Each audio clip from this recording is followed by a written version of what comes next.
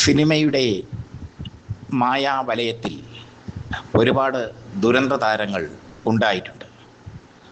സിനിമയിലെത്താൻ വേണ്ടി ഒരുപാട് കഷ്ടപ്പെട്ട് ഒടുവിൽ സിനിമയിലെത്തി പച്ച പിടിച്ച് വന്നപ്പോൾ പരിചാരകരുടെ വീട്ടിലെ ജോലിക്കാരുടെ കുത്തേറ്റ് മരണമടഞ്ഞ ഒരമ്മയും മകളുമുണ്ട്. അമ്മയുടെ പേര് ഇന്ദിരാകുമാരി, മകളുടെ പേര് റാണി പത്മിനി. റാണി പത്മിനി ജനിച്ചത് കൊച്ചിയിൽ. അവസരം തേടി, സിനിമയിൽ അഭിനയിക്കാനുള്ള അവസരം തേടി അമ്മയും മകളും ചെന്നൈയിലെത്തിയ അമ്മയ്ക്കും മകൾക്കും ജീവിക്കാൻ ശരീരം വിൽക്കേണ്ടി വന്നു. ഒരു വീട് വാടകയ്ക്കെടുത്ത് പഞ്ചനക്ഷത്ര പെൺവാണിഭം തന്നെ നടത്തി അമ്മയും മകളും. പഞ്ചനക്ഷത്ര വാണിഭം നടത്തി, പഞ്ചനക്ഷത്ര വ്യഭിചാരശാല നടത്തി. അമ്മയെയും മകളെയും പോലീസ് അറസ്റ്റ് ചെയ്തു വ്യഭിചാര കുറ്റത്തിന്. പക്ഷേ തമിഴ്നാട്ടിലെ ഉന്നത രാഷ്ട്രീയക്കാർ ഉടനടി ഇടപെട്ടു. അമ്മയും മകളും മോചിക്കപ്പെട്ടു. ചില തമിഴ് പത്രങ്ങളിൽ വാർത്തകൾ വന്നെങ്കിലും ആ വാർത്തകൾ പുറത്ത് ആ വാർത്തകൾക്ക് വലിയൊരു പ്രചാരം ലഭിക്കാതിരിക്കാൻ ഉന്നത കേന്ദ്രങ്ങൾ ഇടപെട്ടു. എങ്കിലും ദിനകരൻ അടക്കമുള്ള പത്രത്തിലൊക്കെ ഈ വാർത്ത വന്നു. തമിഴിൽ അവസരങ്ങൾ തേടിയ റാണി പത്മിനിയെ രക്ഷിച്ചെടുത്തത് മലയാള സിനിമ. മലയാളത്തിൽ സംഘർഷം എന്ന ചിത്രത്തിലൂടെയാണ് റാണി പത്മിനി അരങ്ങേറ്റം കുറിച്ചത്. ആ ചിത്രത്തിൽ ബാലങ്കെ നായർ റാണി പത്മിനിയെ ബലാത്സംഗം ചെയ്യുന്ന ഒരു സീനുണ്ട്. ആ സീനിൽ ബ്രേസിയറും പാൻറ്റീസും മാത്രമണിഞ്ഞാണ് റാണി പത്മിനി ബാലങ്കെ നായർക്ക് മുമ്പിൽ നിൽക്കുന്നത്. ആ സീൻ കാണാൻ പ്രേക്ഷകർ പലതവണ സംഘർഷം കണ്ടു. സംഘർഷം വിജയിച്ച ചിത്രമായിരുന്നു. രാജസ്ഥാൻ മരുഭൂമിയായിരുന്നു ലൊക്കേഷൻ. പ്രേം നസീറും സുകുമാരനും രതീഷും അഭിനയിച്ച മൾട്ടി സ്റ്റാർ ചിത്രത്തിൽ ശ്രദ്ധ നേടിയത് റാണി പത്മിനിയായിരുന്നു. പിന്നീട് ഭരതൻ്റെ പറങ്കിമലയിൽ റാണി പത്മിനി വളരെ സെക്സിയായി അഭിനയിച്ചു. സൂര്യയാണ് ആ ചിത്രത്തിലെ നായിക, കറുത്ത സുന്ദരി സൂര്യ.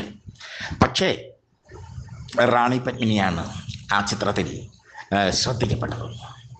ആശ എന്ന ചിത്രത്തിൽ ടൈറ്റിൽ റോളിൽ അവർ അഭിനയിച്ചു. തേനും വയമ്പും എന്ന ചിത്രത്തിൽ മോഹൻലാലിൻ്റെ നായികയായിരുന്നു അവർ. ഈറ്റപ്പുലിയിൽ രവീന്ദ്രൻ്റെ നായികയായിരുന്നു അവർ. രവീന്ദ്രൻ റാണി പത്മിനി ജോഡികൾ അക്കാലത്ത് ഹിറ്റ് ജോഡികളായിരുന്നു. ഇരുവരും ഒരുമിച്ച് ഒരുപാട് ചിത്രങ്ങളിൽ അഭിനയിച്ചിട്ടുണ്ട്.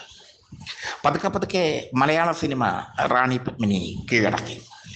അതോടെ ചെന്നൈയിലെ ഒരു വലിയ ബംഗ്ലാവ് വാടകയ്ക്കെടുത്തു അമ്മ ഇന്ദിരാകുമാരിയും മകളും. പഴയ ജോലി, അതായത് വ്യഭിചാരം, അമ്മയും മകളും ഉപേക്ഷിച്ചു.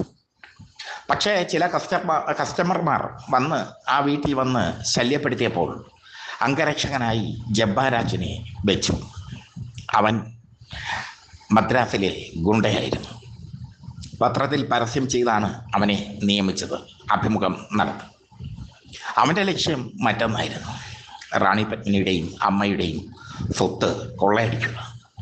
അവൻ വീട്ടിലെ രണ്ട് ജോലിക്കാരുമായി ചേർന്ന്, ഗണേശൻ, ചെല്ലയ്യ എന്നീ ജോലിക്കാരുമായി ചേർന്ന് പദ്ധതി തയ്യാറാക്കി. വൈകുന്നേരത്ത് റാണി പത്മിനിക്കും അമ്മയ്ക്കും മദ്യപിക്കുന്ന ശീലമുണ്ടായിരുന്നു. ആ ശീലം തന്നെയാണ് അവരെ തകർത്തത്. അമ്മയും മകളും മദ്യപിച്ചുകൊണ്ടിരിക്കെ സ്നാക്സ് എടുക്കാനായി മുകൾ നിലയിലേക്ക് റാണി പത്മിനി പോയ സമയത്ത് റാണി പത്മിനിയുടെ അമ്മ ഇന്ദിരാകുമാരിയെ മൂവരും ചേർന്ന് വകവരുത്തി. അമ്മയുടെ നിലവിളി കേട്ട് ഓടി വന്ന റാണി പത്മിനി കണ്ടത് രക്തത്തിൽ കുളിച്ചു കിടക്കുന്ന അമ്മയായിരുന്നു. ജബ്ബാരാജ് റാണി പത്മിനിയുടെ വായ പൊത്തിപ്പിടിച്ചു. റാണി പത്മിനിയെ ക്രൂരമായി ബലാത്സംഗം ചെയ്തു. അതിനുശേഷം കുത്തിക്കൊലപ്പെടുത്തി. അമ്മയും മകളും മരിച്ചപ്പോൾ സിനിമാ ലോകത്തെ ഒരൊറ്റ മനുഷ്യരും തിരിഞ്ഞു നോക്കിയില്ല. ചെന്നൈയിലെ സർക്കാർ ആശുപത്രിയിൽ ആ മൃതദേഹം, അമ്മയുടെയും മകളുടെയും മൃതദേഹം ഏറ്റുവാങ്ങാൻ ആരുമുണ്ടായിരുന്നില്ല. ഒരു കാലത്ത് സമ്പന്നതയുടെ മടിത്തട്ടിൽ വിഹരിച്ചപ്പോൾ ആ അമ്മയും മകളും ആരെയും, സിനിമാരംഗത്തെ ആരെയും വകവെച്ചതും ഇല്ല. വെട്ടിപ്പിടിച്ച ജീവിതത്തിൻ്റെ അഹങ്കാരമായിരുന്നു അവർക്ക്. പക്ഷേ അതിനവർ കൊടുക്കേണ്ടി വന്ന വില അവരുടെ അനാഥമാക്കപ്പെട്ട മൃതദേഹങ്ങൾ ആയിരുന്നു.